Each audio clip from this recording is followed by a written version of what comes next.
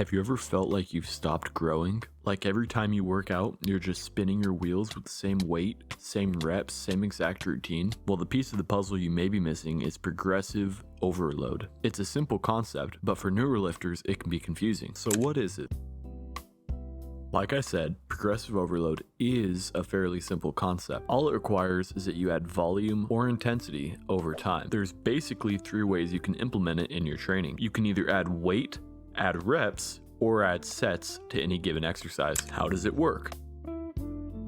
Strength and muscular gains are earned through adaptation. I can go into the weeds about mechanisms of hypertrophy, but the basic concept is that your muscles need a hard stimulus to promote growth. Lifting weights with high intensity tells your muscles to try to get larger, and assuming your diet and recovery is dialed, you'll see growth over time. There's 2 ways to gain strength. You can either improve your neural pathways with specific lifts, or you can increase the physical size of the muscle itself. The former is why you see people in the first few weeks of working out double specific lifts in some cases. It's not because they're physically twice as big, it's because their nervous system is better at commanding and controlling their muscles through repetition. The issue there is diminishing returns. If you get used to the same intensity, it eventually gets to be too easy to significantly drive growth. This is a huge issue with calisthenics athletes. Sure, you can add another push-up to a set, but when it gets easy to do 50 push-ups in a row, the trade-off between energy and growth starts to lose favor. Don't get me wrong, you can make huge gains and build a really solid physique with calisthenics. That being said, just because something works doesn't mean it's the best option you have or that it will necessarily fit your goals. This is why when it comes to programming, I prioritize exercises that I can easily overload. Anything plate or cable loaded is king. How to use it.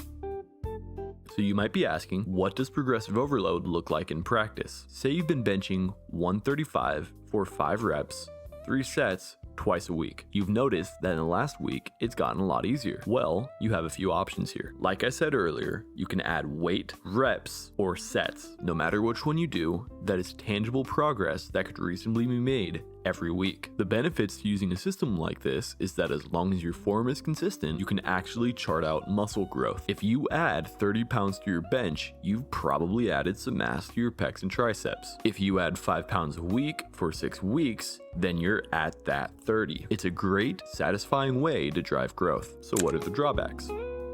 Now, this all sounds good, but there's something I haven't told you yet. You don't need to obsess over progressive overload to gain muscle or strength. Basement Bodybuilding makes some great points on the nuances of progressive overload. His argument is basically that most people that focus on progressive overload focus way too much on progressive overload. He's repeatedly used the term progressive overload anxiety. I actually really agree with him. Getting down basic progression to your lifts is important, but it's not the end of the world if for a while, even for a few weeks at a time, you're using the same weight and volume. You're still fighting and you're still stimulating growth. Focusing too much on implementing progressive overload can be very counterproductive. It's extremely important to be outcome oriented with your training. There is absolutely no point to adding weight to a lift if you can't take it yet. Progressive overload is vital over long periods, but in the short term, what's important is that you push yourself. Really, at the end of the day, the specific system of training you implement isn't all that important. The important part, more than consistently adding intensity, is consistently showing up. No matter how well optimized your program is or how many informational videos, like this one, you watch, you will never grow without training. If you take nothing else from this video, just remember to show up consistently. It's not theoretically adding weight that drives progress, it's putting the weight up in the first place.